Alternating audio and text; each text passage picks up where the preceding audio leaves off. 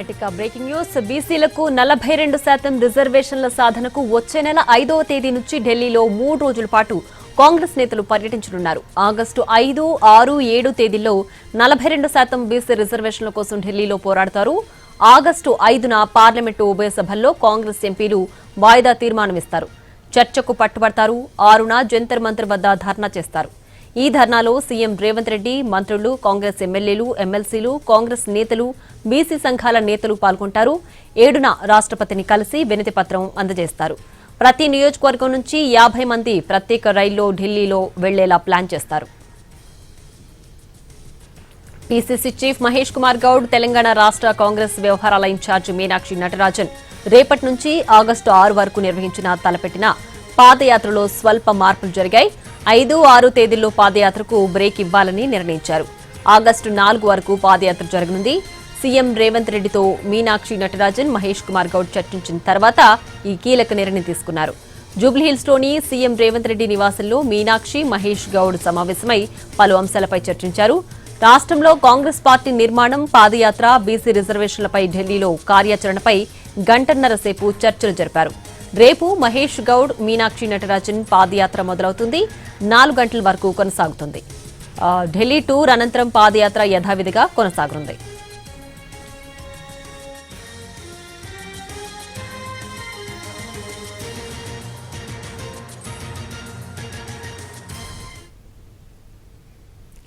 ఇక బీసీలకు 42% రిజర్వేషన్ల సాధనకు వచ్చే నెల 5వ తేదీ నుంచి ఢిల్లీలో 3 రోజుల పాటు కాంగ్రెస్ నేతలు పర్యటించనున్నారు.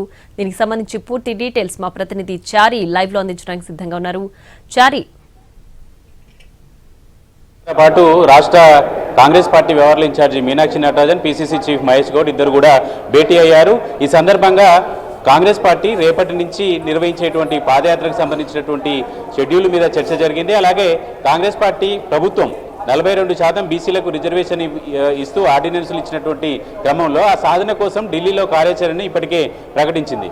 5, 6, 7 తేదీల్లో ఢిల్లీలో జరిగేటువంటి ఆందోళన కార్యక్రమాలన్నిటికీ కూడా కాంగ్రెస్ పార్టీ ఇప్పటికే ప్లాన్ చేసింది. అయితే జంతర్ మంతర్లో నిర్వహించేటువంటి ధర్నాకి ఇప్పటి వరకు మంత్రులు, ఎమ్మెల్యేలు మాత్రమే హాజరవుతారనేటువంటి నిర్ణయం ఉంది. కానీ కొద్దిసేపటి క్రితమే జంతర్ మంతర్లో జరిగేటువంటి ధర్నాలో సీఎం రేవంత్ రెడ్డి కూడా పాల్గొంటారనేటువంటి నిర్ణయానికి పార్టీ వచ్చింది. ఇదే అంశానికి సంబంధించి క్లారిటీ కూడా వచ్చింది.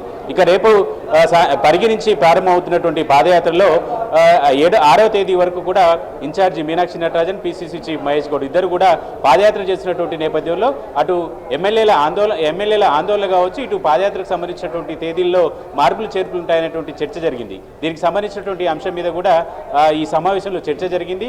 ముందే ప్రభుత్వం ఒక నిర్ణయం తీసుకుంది కాబట్టి బీసీ రిజర్వేషన్కి సంబంధించినటువంటి విషయంలో ఎలాంటి ఇబ్బంది రాకుండా ఆ కమిట్మెంట్ని మరోసారి ప్రదర్శించేటువంటి ప్రయత్నం చేస్తున్నాం కాబట్టి ఎమ్మెల్యేలు ఢిల్లీకి వెళ్ళేటువంటి అంశంలో ఎలాంటి తేదీల మార్పులు చేర్పులు చేయొద్దు అనేటువంటి నిర్ణయానికి సీఎం రేవంత్ రెడ్డి వచ్చారు. అందుకే 5, 6, 7 తేదీల్లో ఢిల్లీ కార్యక్రమం యథావిధిగా కొనసాగుతుంది. పార్టీకి సంబంధించినటువంటి నాయకులు, కార్యకర్తలు కూడా వెళ్తారు. 7వ తేదీన రాష్ట్రపతిని కలిసి వినతి పత్రాన్ని కూడా ఇవ్వబోతున్నారు. ఇక పాదయాత్రకు సంబంధించినటువంటి విషయంలో లాస్ట్ 2 రోజుల సంబంధించినటువంటి పాదయాత్రని కుదించారు.